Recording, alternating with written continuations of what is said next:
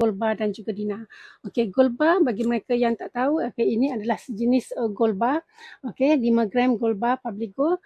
Okey, dan ini adalah bentuk Dina macam ni. Ini bentuk dia. Gold bar dan Dina ya. Okey, kenapa kita nak simpan gold bar dan Dina ni? Okay, saya tunjuk yang ni. Kenapa kita nak simpan gold bar dan Dina ni? Okey. Ini. Okey.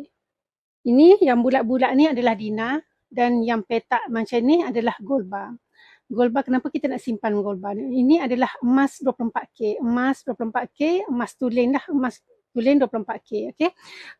Kalau kita simpan emas, kenapa kita tak simpan emas perhiasan? Okey, emas perhiasan boleh kita nak simpan, tapi dia kalau kita nak jual balik, susut nilai dia berapa? 20 hingga 40%.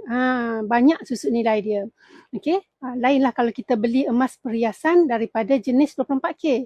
Okey, seperti yang saya pakai. Ini adalah emas perhiasan 24K. Cincin yang saya beli ni, saya beli daripada PG Jewel. Okey, dia adalah emas 24K. Okey, kalau kita nak jual emas perhiasan 24K ni, susut nilai dia adalah 10% sahaja. Okey, berbanding kalau kita beli emas perhiasan 916, susut nilai dia banyaklah 20 hingga 40%. So kita kena simpan